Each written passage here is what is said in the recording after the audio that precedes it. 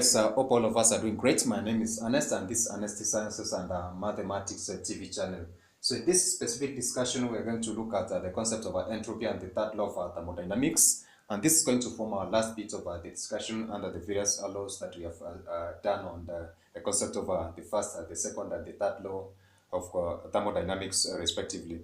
So in this case, I had mentioned that the concept of spontaneous processes are going to be accompanied by increase in disorder. And this, of course, is going to be insofar as the concept of a system is concerned. Therefore, if we were to look at this particular case in a figurative way, we're going to see that the arrangement of our molecules are going to assume disorder as the change in temperature, of course, increases in this specific case. And therefore, we're going to, of course, create a relationship between the aspect of temperature and disorder, in a sense that an increase in temperature is going to lead to an increase in disorder, which basically is regarded as entropy.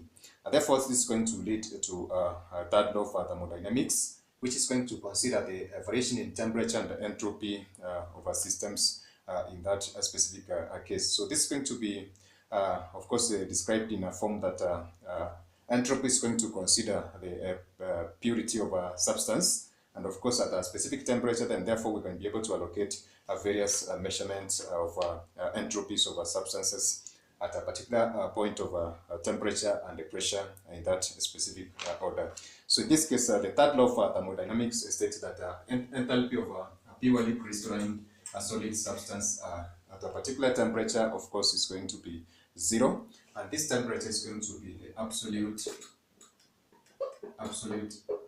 0 value, which is given as 0 Kelvin. So this is going to be not okay. This is going to be 0 kelvins, which is regarded as, or 0 Kelvin, which is regarded as absolute 0. So we're going to consider the entropy of course, pure substance from the value of T equivalent to 0, and the value of the temperature, which is perhaps equivalent to T given as such. So the change in temperature in this particular case is going to be between the initial value of 0 to T given in terms of kelvins given as such.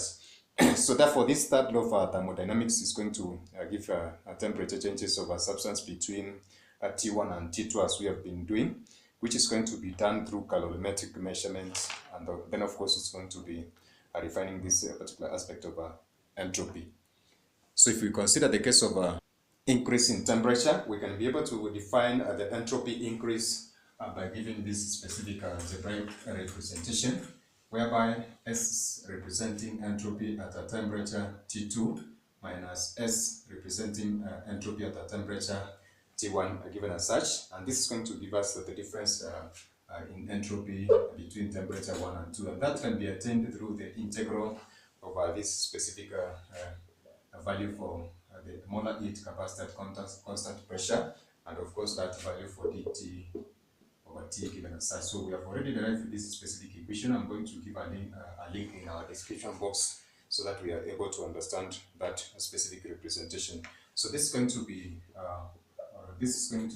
given in terms of T2, T1, Cp d, the natural log over T, given that specific representation. So this implies that there's going to be change in temperature, and of course this is going to be molar, the molar heat capacity at constant pressure given as C subscript P. So this means therefore that an increase in entropy of a substance between the values I've mentioned for 0 Kelvin and T can be given using this specific formula.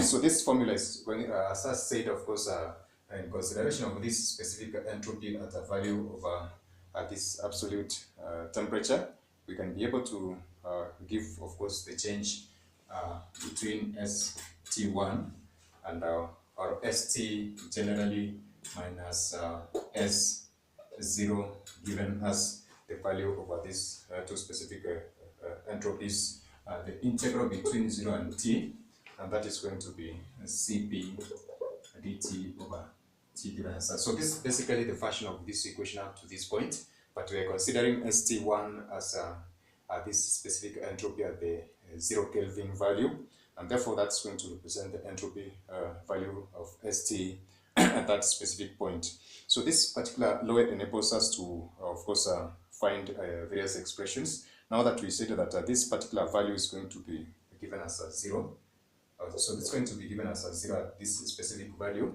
whereby the temperature is going to be given as 0 kelvins respectively. So from this we can be able to obtain the absolute entropies of course, various substances using this specific procedure that I've mentioned of measurement.